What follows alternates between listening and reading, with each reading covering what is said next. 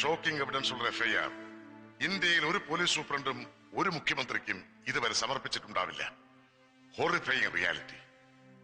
കുറ്റപ്പെടുത്തുകയാണെന്ന് കരുതണ്ട. രക്ഷപ്പെടാൻ ഒരു പഴുതുണ്ടാകുന്നതിന് മുമ്പ് എന്തുകൊണ്ട് നരേന്ദ്ര ഷെട്ടിയെ അറസ്റ്റ് ചെയ്തില്ല? ക്ഷമിക്കണം, ഞാൻ തെല്ല് വൈകിപ്പോയി. പക്ഷേ അറസ്റ്റ് ചെയ്താലും നമുക്ക് അയാളെ എന്ത് ചെയ്യാൻ കഴിയും സാർ? ഒന്നും ചെയ്യാൻ കഴിയില്ല. നാളെ കോടതിയുടെ മുമ്പിൽ ഇവ ഓരോന്നും കടങ്കഥകളാൽ ആക്കി തീർക്കും. രാജ്യത്ത് കിട്ടാവുന്നതിൽ വെച്ച് ഏറ്റവും വില കൂടിയ ക്രിമിനൽ ലോയേഴ്സ് ഷെട്ടിക്ക് വേണ്ടി കളത്തിലിറങ്ങും. ഉത്തമ ബോധ്യത്തോടെ ഞാൻ എഴുതിയ ഈ പൂർണ്ണ സത്യങ്ങളെ അർദ്ധസത്യങ്ങളും അസത്യങ്ങളുമാക്കി മാറ്റിമറിക്കാൻ കഴിവുള്ള വക്കീലിന് നിമിഷങ്ങൾ മതി. ശിവറാമിന്റെ മൊഴിയും കസ്റ്റഡിയിലുള്ള ചക്രപാണിയും ബഷീറും അയാൾക്കെതിരായുള്ള തെളിവുകളല്ലേ? പട്ടാള കോടതി കോർട്ട് മാർഷൽ കഴിച്ച് രാജ്യദ്രോഹത്തിന് വധശിക്ഷയ്ക്ക് വിധിച്ചിരിക്കുന്ന ശിവറാമിന്റെ മൊഴികൾക്ക് സിവിൽ കോടതിയിൽ എന്ത് വിലയാണ് ഉണ്ടാവുക സർ? ഷൂട്ട് അറ്റ് സൈറ്റ് എന്ന മിലിറ്ററി ലേബലും പേറി നിൽക്കുന്ന അവനെ ഇത്ര നാൾ ഒളിപ്പിച്ചു വെച്ചതിന് ഞാൻ കുറ്റവാളിയാകും. എനിക്ക് കൂട്ടുന്നതിന് അങ്ങ് രാജ്യദ്രോഹിയാവും, രാജിവെക്കേണ്ടി വരും. പിന്നെ എന്താ ഇനി ചെയ്യുക? പിന്നെ കസ്റ്റഡിയിലുള്ള ചക്രപാണിയും ബഷീറും കോടതിയിൽ മൊഴി മാറ്റി പറയില്ലെന്ന് എന്താണ് സർ ഉറപ്പ്? ഒരു ലേത്ത് ഫാക്ടറിയിൽ നിന്ന് കണ്ടെടുത്ത ഈ മെറ്റാലിക് പീസ് AK-47 സ്പെയർ പാർട്ടാണെന്ന് സംശയരഹിതമായി നമുക്കെങ്ങനെ കോടതിയിൽ തെളിയിക്കാൻ കഴിയും? കാരണം പിടിച്ചെടുത്ത പാർട്സ് ഗവൺമെന്റ് അംഗീകൃത എക്സ്പോർട്ട് ലൈസൻസോടെ സെൻട്രൽ ആഫ്രിക്കൻ രാജ്യങ്ങളിലേക്ക് കയറ്റി അയക്കപ്പെടുന്നവയാണ്. അവിടെ ആവാം തോക്കുകൾ അസംബിൾ ചെയ്യുന്നു. ഞങ്ങൾ പിടിച്ചെടുത്ത ഈ ചെറിയ കഷ്ണങ്ങൾ ഒഴികെ ബാക്കിയുള്ള സ്പെയർ പാർട്ടുകളൊക്കെ ഇന്ത്യയിൽ തന്നെയാണോ നിർമ്മിക്കപ്പെടുന്നത്, അതോ മറ്റേതെങ്കിലും രാജ്യത്താണോ? ഷെട്ടിയും ബ്രിഗേഡിയർ ബർവയും മാത്രമാണോ ഇതിന്റെ പിന്നിൽ പ്രവർത്തിക്കുന്നത്? സെൻട്രൽ ആഫ്രിക്കയിൽ നിർമ്മിക്കപ്പെടുന്ന പ്രവർത്തനക്ഷമമല്ലാത്ത ആ ഡ്യൂപ്ലിക്കേറ്റ് മെഷീൻ ഗണ്ണുകളാണോ 100 കോടി ഭാരതീയരുടെ സംരക്ഷണം ഏറ്റെടുത്തിരിക്കുന്ന പാവപ്പെട്ട ഇന്ത്യൻ ജവാന്റെ കയ്യിൽ മടങ്ങിയെത്തുന്നത്? 36 മണിക്കൂർ ഇന്ത്യൻ സേനയുടെ മുന്നിൽ പിടിച്ചു നിൽക്കാൻ കരുത്തില്ലാത്ത നമ്മുടെ പ്രധാന ശത്രുവിനോട് ഏറ്റുമുട്ടി ആണ്ടുതോറും മരിച്ചു വീഴുന്ന ഇന്ത്യൻ സേനയുടെ അംഗസംഖ്യ എത്രയാണെന്ന് സാറിനറിയൂ? അത് ചില പരിഷ്കൃത യൂറോപ്യൻ രാജ്യങ്ങളുടെ ടോട്ടൽ മിലിറ്ററിക്ക് തുല്യമാണ്. രാജ്യരക്ഷാ നിയമവുമായി ബന്ധപ്പെട്ട ഈ കേസ് അന്വേഷിക്കാൻ ഒരു സാധാരണ ജില്ലാ പോലീസ് സൂപ്രണ്ടായ എനിക്ക് അധികാരമില്ല. കേസിന്റെ ഫുൾ ഡീറ്റെയിൽസും പ്രതികളെയും സെൻട്രൽ ഗവൺമെന്റിന് ഹാൻഡ് ഓവർ ചെയ്യാൻ. എന്തിന്? കൊള്ളാവുന്ന ഒരൊറ്റ കേസെങ്കിലും തെളിയിച്ചിട്ടുണ്ടോ അവരിതുവരെ? കിഴക്കോട്ടേക്ക് വെടിവെച്ചാൽ പടിഞ്ഞാറോട്ട് പോകുന്ന പീരങ്കി കേസ് എന്തായി?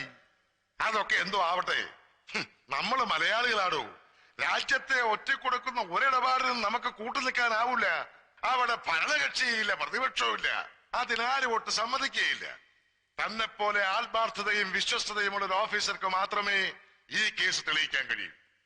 എന്ത് നിയമ തടസ്സമുണ്ടായാലും നീ തന്നെ ഈ കേസ് അന്വേഷിക്കണം. സർ, ഇതിൽ ആത്മാർത്ഥതയുടെയും വിശ്വാസത്തിന്റെയും എലമെന്റ്സ് ഇല്ല. ഒരു ഇന്ത്യൻ പൗരൻ എന്ന നിലയിൽ ഈ കുറ്റവാളികളെ പിടികൂടി രാജ്യത്തിന് സമർപ്പിക്കാനുള്ള കടമ എനിക്കുണ്ട്. പക്ഷെ ഒരു പോലീസുകാരനായ എന്റെയും വെറും ഒരു സ്റ്റേറ്റിന്റെ മുഖ്യമന്ത്രിയായ സാറിന്റെയും അധികാരങ്ങൾക്ക് പരിധികളുണ്ട്. അത് നമ്മൾ ലംഘിച്ചുകൂടും. ഞാൻ എന്തായാലും ചെയ്യേണ്ടത്? An immediate and ultimate official action. Contact the Honorable President of India.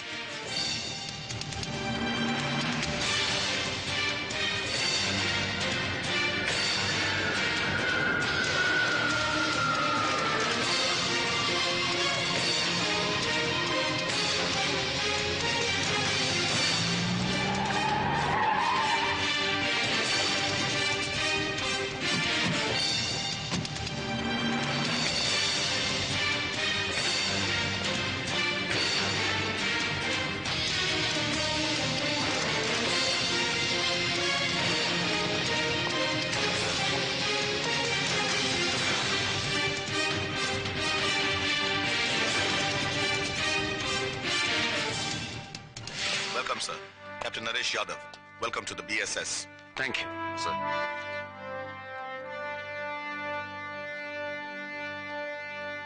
Yes, please come.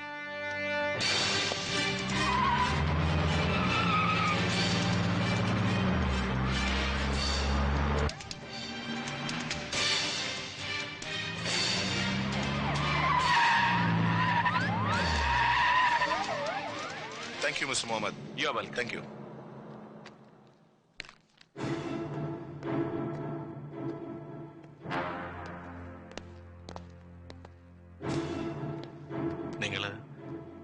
ഇന്ന് തന്നെ മടങ്ങാണല്ലേ? ഇല്ല, മടക്കം നിന്നെ കൂടാതില്ല. Will wait. നമ്മൾ ഒരുമിച്ച് തന്നെ മടങ്ങും. ഓക്കെ? साहब टाइम हो गया, चलिए.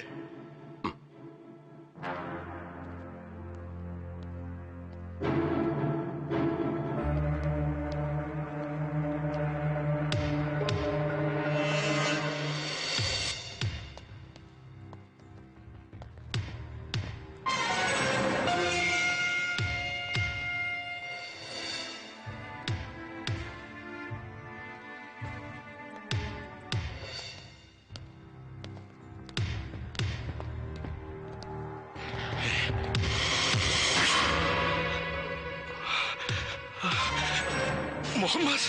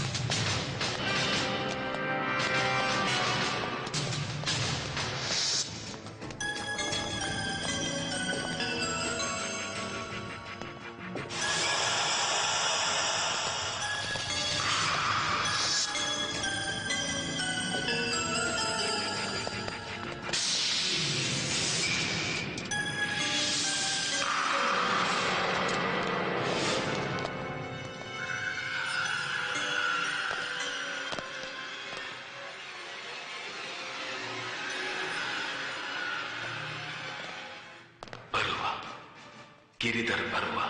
Yes, Brigadier Giridhar Barua. No, he's trapped. Shut.